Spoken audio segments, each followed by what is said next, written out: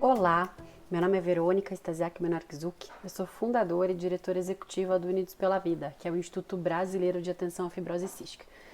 E eu tô aqui agora para contar para vocês, aliás, relembrar vocês, né, daquilo que vocês já provavelmente sabem tão bem, que é a importância das organizações da sociedade civil, das organizações não governamentais, como eram conhecidas, das associações de assistência no universo do terceiro setor, enfim, em todo o nosso país, na nossa economia, na gestão, nos problemas. Então, antes de mais nada, eu queria lembrar para vocês aonde é que as associações estão inseridas.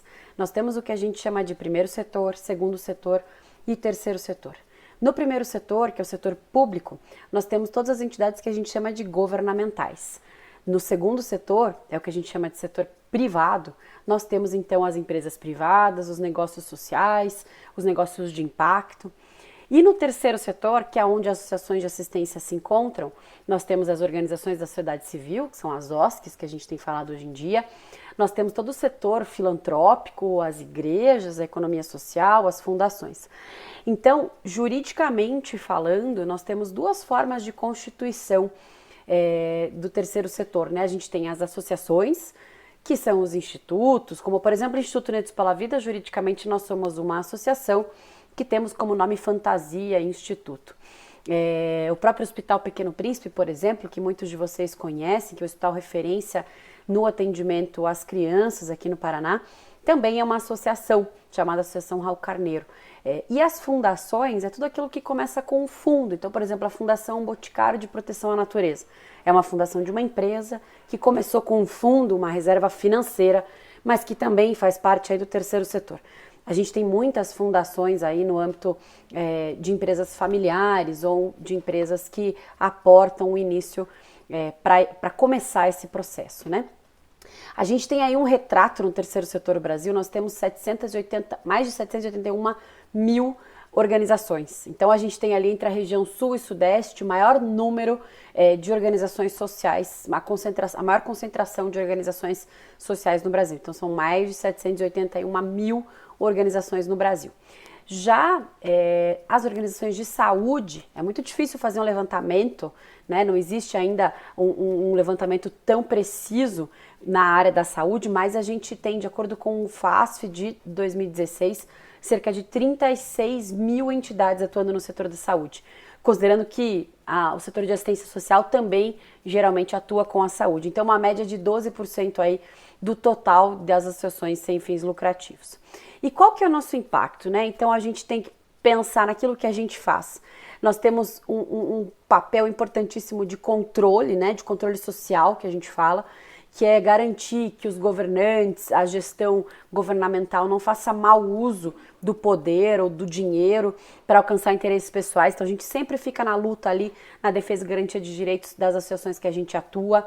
Olha para corrupção, para desvio de verbas, para superfaturamento de medicação. A gente também tem que ficar olhando para essas coisas, infelizmente. Mas é um dos papéis também das organizações da área de saúde, porque a gente precisa garantir que a medicação, que o tratamento, que o diagnóstico chegue para os pacientes como deve chegar. A gente sempre também trabalha buscando a efetividade da garantia, da defesa e garantia dos direitos fundamentais para as pessoas que são atendidas pelas nossas instituições. A gente atua muito através de advocacy políticas públicas para garantir o acesso aos medicamentos, aos tratamentos, aos direitos básicos da população atendida por nós. A gente trabalha muito no apoio e na fiscalização do sistema de saúde através de inúmeras ações realizadas constantemente. Também faz pesquisas que podem fomentar pesquisas acadêmicas, além de todo o assistencialismo aos pacientes. Falando, por exemplo, das associações de fibrose cística, nós temos associações praticamente uma em cada estado no Brasil, e essas associações olham para os pacientes daquela região, para as necessidades dos pacientes, para as situações de tratamento, de diagnóstico, fazem a interface com o centro de referência, fazem um trabalho gigantesco para manter esses pacientes em tratamento e bem atendidos. E as associações de doenças raras também aqui do Paraná, que também está participando dessa capacitação gravada, fazem o atendimento para cada patologia de doença rara aqui do nosso estado do Paraná. E a gente também fala que essa importância é algo que, infelizmente, a gente não precisaria existir se as coisas funcionassem corretamente, mas, infelizmente, há uma necessidade gigantesca de atuação das associações da sociedade civil, das associações de atendimento à saúde, e a gente sabe o trabalho gigantesco que vocês fazem e a dificuldade de recurso que a gente sabe que existe. Então, o GIF, que é o Grupo de Institutos, Fundações e Empresas, fez um levantamento entre 2010 e 2017 para ver quais são os valores que foram transferidos da União para as organizações da sociedade civil. E a gente sabe que as áreas de saúde e educação receberam quase 50% aí desse valor, que as OSCs de saúde receberam cerca de 18 bilhões. Mas será que essa verba toda, esse valor todo é suficiente para as áreas de saúde? E a gente sabe que isso também entra os hospitais filantrópicos, as grandes instituições e as associações de pequeno porte, as associações menores, que realmente estão ali na linha de frente com as famílias, que precisam muitas vezes conseguir comprar uma cesta básica, uma fralda, algo que é pequeno se a gente for pensar no sentido macro, mas que é de uma relevância, uma importância inegável e imensurável. Essas instituições são as que a gente percebe que tem mais dificuldade. E aí, a gente tem algumas dicas para vocês, além de falar da importância, que podem ajudar vocês a conseguirem os recursos e conseguirem a demonstração dos resultados que vocês precisam para conseguir realmente captar recurso, etc. Então, ao longo das nossas capacitações, pelas próximas semanas, nós vamos falar de como captar recurso, de como comunicar, de como falar sobre esse trabalho importantíssimo que vocês fazem, mas acho que tem alguns pontos muito importantes que todo mundo tem que levar aí a ferro e fogo desde o começo e todos os dias do trabalho das instituições de vocês. A primeira delas é transparência. Se você vai pedir alguma coisa, seja dinheiro, seja insumo, seja fralda, seja cesta básica, seja o que for, seja sempre muito transparente. Então, eu estou fazendo essa solicitação dessa doação porque a gente precisa ajudar a família tal, que está na situação X, vai ser entregue da seguinte forma, em tal dia. Se você puder, poste foto. Se você pediu nas redes sociais essa doação, esse auxílio, poste foto, seja transparente, abuse da transparência. Tem um ditado até que diz que não basta você ser transparente, você tem que provar que você é transparente. Então, infelizmente, isso é uma realidade no nosso país, a gente tem que realmente seguir isso à risca.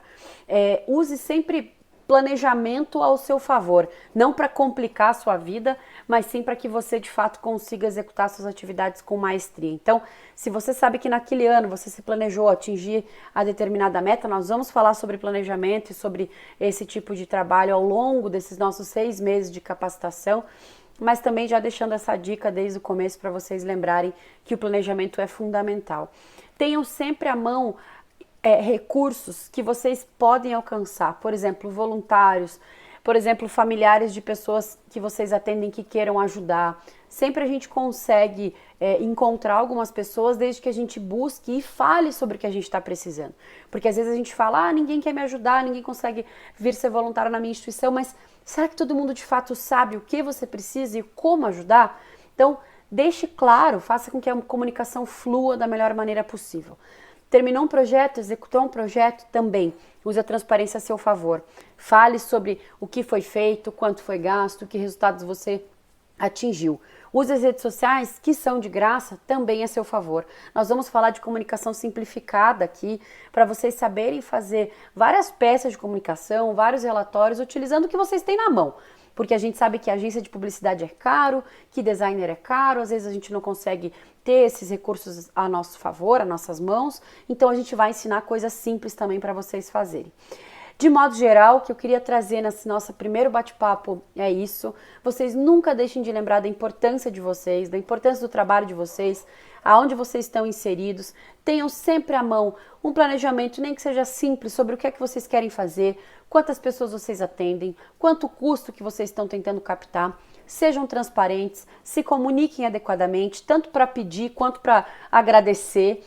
E continuem fazendo esse trabalho incrível que vocês estão fazendo no Brasil afora. Pelas próximas semanas a gente vai seguir conversando sobre vários temas que eu pontuei aqui e que certamente vão ajudar vocês no dia a dia da associação.